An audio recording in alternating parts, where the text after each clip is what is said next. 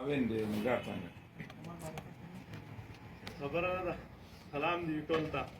اول خو د لیک غلط هم شو خیر خو عبید الله ویلي عبد الله ما او خبره نه ده ځلان صاحب ډېر مننه زمونږ خواته راغلی مونږ خو ته مخکې په فیسبوک او په دې شیانو کې مې لیدلی وی مخامخ هم نه وې لیدلی له هغه نه ډېر کې کلم صیغې کې لیدلی وی مخامخ هم څه ولیدې ماشاءالله افرین دې در باندې وخت هم په اخره یو ټاپک مې تا نوم لیکلی و او ګروپ ته مې هم پوسټ کړی و بلاول درته وایم وایي دومره خوږ را باندې لګي د ځلان نوم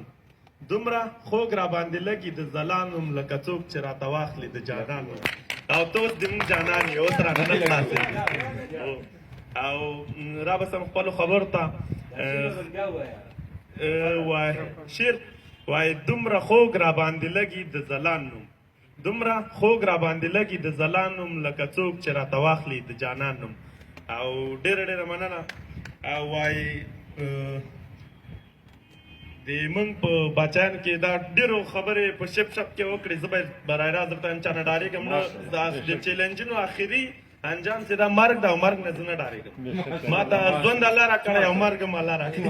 هغې خبرې ډار والا نه یم اوس هم لږ غلی سوم چې تاسې زړه ته څه ونه رسېږي په باچایانو کې ډېرو خدماتو کو ټولو ستا سترګو منیو خو حمید کرزي نه الله پاک دې ده ته انصاف ورکړي څه نه وایو خو خیر دومره ورته وایم چې ده په هر کې کومه پښتو چې ویلې کره پښتو یې نه ده ویلې که به یې ویلې بابک او موږ او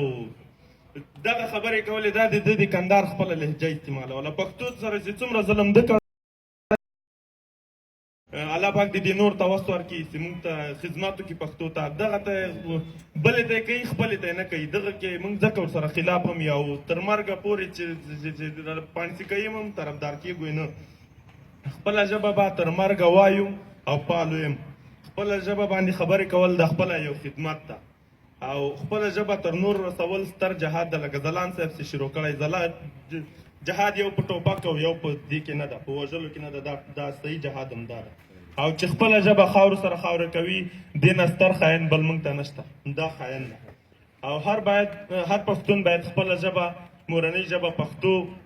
وځلوي لکه ځلان صاحب یې کوشش شروع کړی ده او موږ فخر کوو چې ځلان صاحب غوندې ورور لرو او الله دې همداسې ورونه نور هم پیدا کړي او کله کله په ولسي جرګه کې هر کې ریاست جمهوري په هر بحث کې کوم یو پښتو وایي داسې پښتو وایي پښتو یې ورمات کړي موږ وشرمئ دا پښتو یې نه ویلې ډېره به ښه وه اول یې وایي که وایي تکړه سئ کره پښتو وایي بس یاره خو سړی اخر یو ډاکټر نجیب اوسي بین المللي کانفرانس کې په پښتو ژبه خبرې وکړې چې بیرته دلته راغی همدا خلک یې مخته سو تت متعصب یو تعصبګر یو دا یې تا خبرې وکړې په خپله ژبه غږېدلی و دوی نه پرېښودل او د ما خبرې داسې اوږدوم یې نه خبرې ډېرې مخکې لاړې او ډېره مننه بیا هم چې ما ته